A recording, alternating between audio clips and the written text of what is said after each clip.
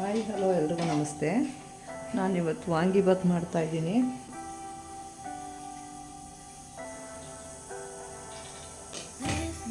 ವಾಂಗಿಬಾತ್ ಮಾಡೋದಕ್ಕೆ ನೋಡಿ, ಈರುಳ್ಳಿ ಚಿಕ್ಕದೆರಡು ಟೊಮೊಟೊ, ಒಣಮೆಣಸಿನ್ಕಾಯಿ ಒಂದು 4 ಹಾಕ್ಕೊಂಡಿದ್ದೀನಿ, ಕೊತ್ತಂಬರಿ ಸೊಪ್ಪು, ಕರಿಬೇವು, ಒಗ್ಗರಣೆಗೆ ಸಾಸಿವೆ, ಎಣ್ಣೆ, ಇದು ವಾಂಗಿಬಾತ್ ಪೌಡ್ರು ಮತ್ತು ಬದನೆಕಾಯಿ, ಬಿಳಿ ಬದನೆಕಾಯಿ ಬರುತ್ತಲ್ಲ, ಇದನ್ನು ಹಾಕೋಬೇಕಾಗುತ್ತೆ. ರುಚಿಗೆ ತಕ್ಕಷ್ಟು ಉಪ್ಪು. ಇಲ್ಲಿ ಎಣ್ಣೆ ಹಾಕ್ಕೊಂಡಿದ್ದೀನಿ, ಸಾಸಿವೆ ಹಾಕ್ತೀನಿ.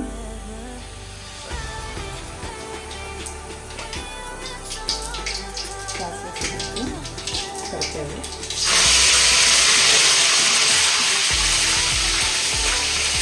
ಮೆಣಸಿನ್ಕಾಯಿ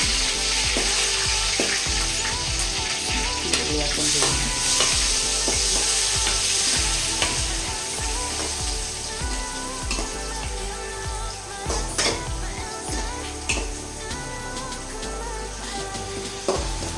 ಇದಕ್ಕೆ ಬಟಾಣಿ ಕಾಳು ಹಾಕೋಬೋದು, ಚೆನ್ನಾಗಿರುತ್ತೆ. ನಾನಿವಾಗ ಬಟಾಣಿ ಕಾಳು ಹಾಕ್ತಾಯಿಲ್ಲ, ಸ್ಕಿಪ್ ಮಾಡಿದ್ದೀನಿ. ಬೇಕಂದರೆ ಹಾಕೋಬೋದು.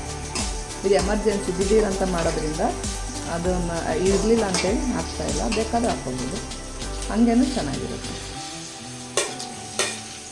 ಟೊಮೊಟೊ ಹಾಕ್ಕೊಂಡೆ.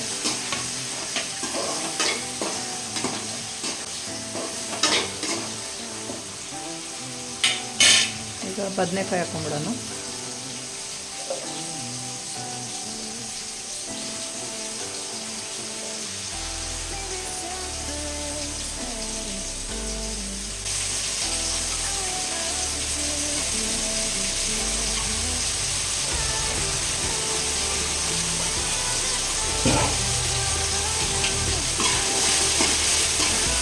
ಇದು ಫುಲ್ಲು ಎಣ್ಣೆಲೇ ಬೇಯಬೇಕಾಗುತ್ತೆ, ಇದಕ್ಕೂ ನೀರೆಲ್ಲ ಆ್ಯಡ್ ಮಾಡೋಂಗಿಲ್ಲ. ಎಣ್ಣೆಲೇ ಬೇಯುತ್ತೆ ಬದನೆಕಾಯಿ, ಬೇಗನೆ ಬೆಂದೋಗ್ಬಿಡುತ್ತೆ, ತುಂಬ ಟೈಮಲ್ಲಿ ತಗೊಳ್ಳಲ್ಲ.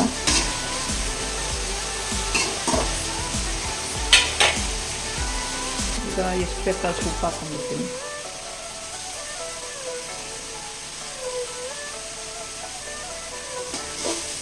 ಇದೆಲ್ಲ ಅದನ್ನು ಮಿಕ್ಸ್ ಮಾಡಿಬಿಟ್ಟು ಸ್ವಲ್ಪ ಹೊತ್ತು ಮುಚ್ಕೊಳ್ಳೋಣ.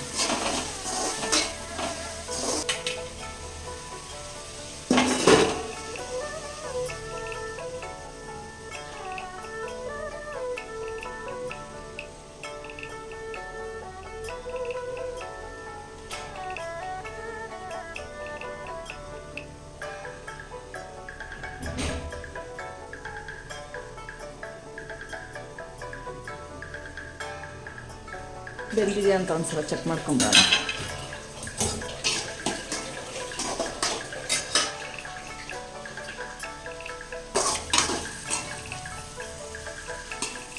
ಇನ್ನೂ ಆಗಿಲ್ಲ, ಇನ್ನೂ 1-2 ನಿಮಿಷ ಬೇಯಲಿ.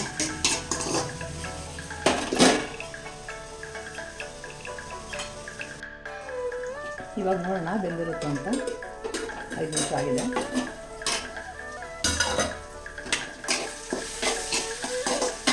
ಇವಾಗ ಆಗಿದೆ.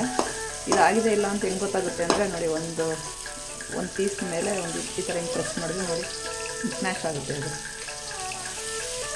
ಹಿಂಗಿದ್ರೆ ಆಗಿದೆ ಅಂತ. ಇವಾಗ ಪೌಡರ್ ಹಾಕ್ಕೊಂಡಾಗ ನಾನು SJR ಅಂತೇಳಿ ಒಂದು ಕಂಪನಿ ಇದೆ, ಕೆಂಗೇರಿನಲ್ಲಿದೆ.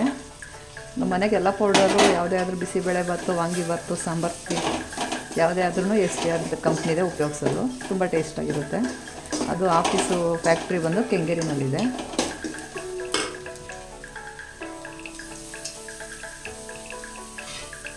ಲಾಸ್ಟಿಗೆ ಕೊತ್ತಂಬರಿ ಹಾಕ್ಕೊಂಡು ಮಿಕ್ಸ್ ಮಾಡಿದ್ರೆ ಆಯಿತು.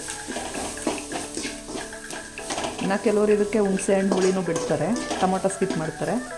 ನಮಗೆ ಹುಣಸೆಹಣ್ಣು ಫ್ಲೇವರ್ ಅಷ್ಟು ಇಷ್ಟ ಇರೋದ್ರಿಂದ ನಾನು ಟೊಮೊಟೊ ಹಾಕ್ಕೊತೀನಿ, ಹುಣಸೆಹಣ್ಣು ಹಾಕೋದಿಲ್ಲ.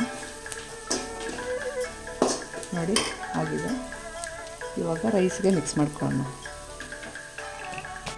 ರುಚಿಕರವಾದ ವಾಂಗಿಬಾತ್ ಸವಿಯಲು ಸಿದ್ಧವಾಗಿದೆ. ವಿಡಿಯೋ ಹೇಗನ್ನಿಸ್ತು? ಇಷ್ಟ ಆದರೆ ಲೈಕ್ ಮಾಡಿ, ಶೇರ್ ಮಾಡಿ, ಕಮೆಂಟ್ ಮಾಡಿ, ಮತ್ತು ನೀವು ಮನೆಯಲ್ಲಿ ಟ್ರೈ ಮಾಡಿ. Thank you.